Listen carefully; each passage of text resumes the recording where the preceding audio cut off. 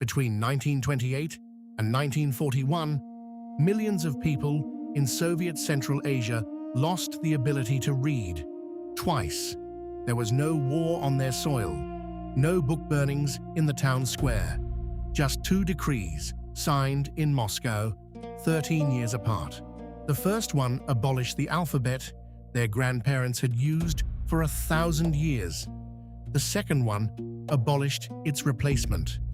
This is the story of how an empire used the alphabet itself as a weapon, and why 80 years later, the fight still isn't over. Start in 1900. Central Asia, today's Kazakhstan, Kyrgyzstan, Uzbekistan, Turkmenistan, Tajikistan, writes in the Arabic script. It arrived with Islam a millennium earlier. Poetry, court records, Quranic commentary, letters between merchants on the Silk Road, all of it. Arabic letters. Was it a perfect fit? No. Turkic languages are full of vowels, and Arabic script mostly skips them. Reformers inside the region, a movement called the Jadids, had been arguing for years that the script needed fixing if ordinary people were ever going to read. So when the Bolsheviks arrived promising mass literacy, some local intellectuals leaned in. What they didn't know was what that promise would cost. In 1926, linguists, party officials, and reformers gathered in Baku for the first Turkology Congress. The decision that came out of it was radical. Drop Arabic script entirely. Replace it with Latin letters. The official reason was literacy. A simpler script, they argued, meant faster reading campaigns, and the campaigns were real. Night schools in villages, literacy tents next to cotton fields. But there was a second reason, and nobody hid it. The Arabic script connected Central Asia to the Islamic world, to Mecca, to Istanbul, to a religious past the Soviet state wanted gone. Change the letters, and within one generation, nobody can read the old books.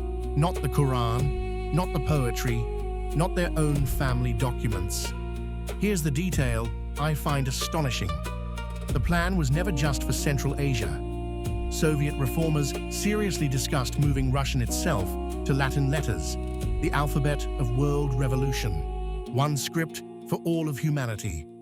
By 1930, the new Latin alphabet, Yanalif, was official across the Turkic republics. 2 years earlier, Turkey had made the same move. For a brief moment, a Kyrgyz herder and a schoolteacher in Ankara were learning the same letters. That moment is exactly what killed it. By the late 1930s, Stalin's priorities had flipped. World revolution was out. The fear now was the opposite, that Latin letters tied Soviet Turks to Turkey, and through Turkey to a pan-Turkic identity Moscow couldn't control. There was also a purge. Many of the intellectuals who had built the Latin alphabet, the linguists, the Jadid reformers, were arrested in 1937 and 1938. Some were shot. The people who could have defended the script were gone before the script was. So in 1940, the second decree, everything moves to Cyrillic, the Russian alphabet. A person born in 1915 now carried 3 writing systems in one lifetime, learned Arabic letters as a child, relearned everything in Latin at 20, relearned it again in Cyrillic at 30. Their childhood letters home, unreadable to their own children. And notice the design choice, because it's subtle and it matters. Each republic got its own separate Cyrillic alphabet. Kazakh, Kyrgyz, Uzbek, closely related languages, were given different letters for the same sounds. Before, a reader in Tashkent could pick up a text from Almaty. Now the scripts themselves pushed the republics apart. One empire, many alphabets, all of them pointing to Moscow. Measure the damage, not in buildings or borders, in memory. 1,000 years of written culture became, for ordinary people, decoration. manuscripts survived in archives, but a farmer's granddaughter couldn't read her grandfather's diary. Historians estimate the vast majority of pre-revolutionary Central Asian texts have never been transliterated. They sit in archives today, waiting for the handful of specialists who can still read them. The Soviets called the campaign a triumph, and by the numbers, it was. Literacy rates that had been in the single digits reached near universal levels by the 1950s. Both things are true at once. Millions learned to read, and what they could read had been chosen for them. The Soviet Union collapsed in 1991. The alphabets didn't. Uzbekistan and Turkmenistan switched back to Latin in the 90s. Azerbaijan too. Kazakhstan announced its own Latin transition in 2017.